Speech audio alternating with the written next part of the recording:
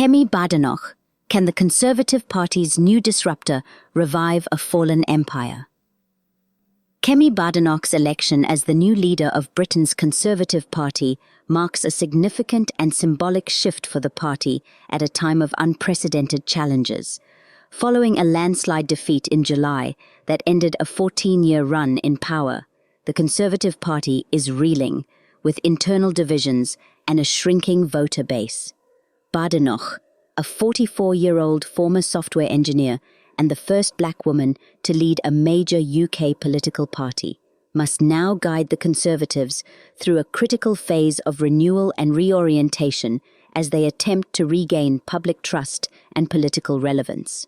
Born in London to Nigerian parents and raised partially in Nigeria, Badenoch brings a diverse background that breaks traditional molds within the Conservative Party.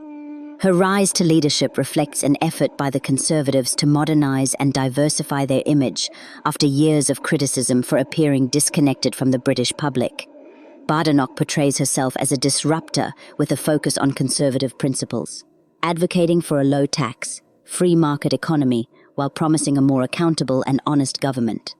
Her ideological stance positions her firmly on the right, having defeated fellow Conservative Robert Jenrick to secure her leadership, a choice that signals the party's commitment to traditional Conservative values. However, Badenoch's leadership comes with formidable challenges. She is the sixth leader of the Conservative Party in less than 9 years, a fact that highlights the internal instability that has plagued the Tories. This rapid turnover has not only weakened party cohesion, but has also made it difficult to establish a clear, consistent policy agenda that resonates with the electorate. After their crushing defeat in July, the Conservatives hold only 121 seats in Parliament, a daunting position from which to mount an opposition. Badenoch now faces the uphill task of uniting a factionalized party and redefining its core message to appeal to a broader spectrum of voters. In her victory speech, Badenoch emphasized the importance of honesty about the party's recent failures. The time has come to tell the truth, to stand up for our principles, to plan for our future, to reset our politics and our thinking, and to give our party and our country the new start that they deserve. It is time to get down to business. It is time to renew. Her approach, which involves openly acknowledging past mistakes, reflects an effort to restore standards and win back disillusioned voters. This stance could resonate with an electorate tired of political spin, but it may also alienate factions within her own party that are resistant to self-criticism. Badenoch has two immediate objectives: holding Prime Minister Keir Starmer's Labour government accountable and preparing the Conservative Party for a potential return to power in the 2029 election. Labour's current majority presents a challenging political environment for the Conservatives to make significant headway in Parliament. Badenoch's strategy to address this involves a clear, calculated opposition to Labour's policies while focusing on key issues like economic reform, government accountability, and immigration, a topic that has been central to recent Conservative platforms.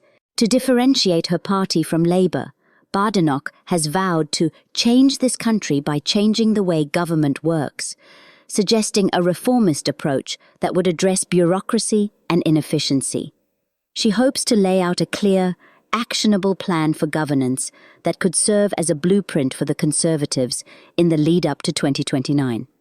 Badenoch's pledge to bring back voters who have drifted to Labour or other parties signals an intention to reclaim the centre-right ground that Conservatives have struggled to maintain in recent years.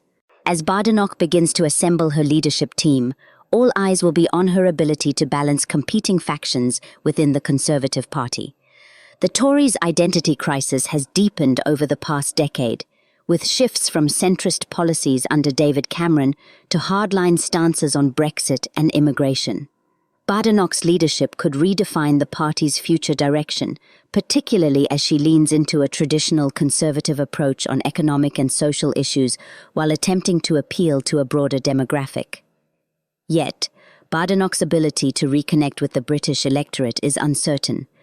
Recent polling indicates significant dissatisfaction with the Conservatives, and the public may be sceptical of a party that, despite her fresh leadership, has cycled through numerous leaders and policies in recent years. Badenoch's appeal as a disruptor will be tested by her capacity to deliver a coherent and inclusive vision that restores faith in the Conservative brand.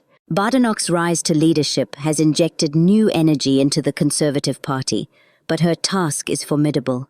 She must not only confront an emboldened Labour government, but also bridge the gaps within her own party to establish a unified direction. Her pledge to be honest about past mistakes suggests an awareness of the Conservatives' recent missteps. But turning this honesty into effective reform and voter appeal is a far greater challenge. The next few years will be crucial for Badenoch and the Conservatives as they attempt to redefine themselves and rebuild after a staggering loss. For the Conservative Party, Badenoch's leadership is an opportunity to start fresh, but it will require more than rhetoric to convince a skeptical electorate that the party can be trusted to lead again. Freedom Square.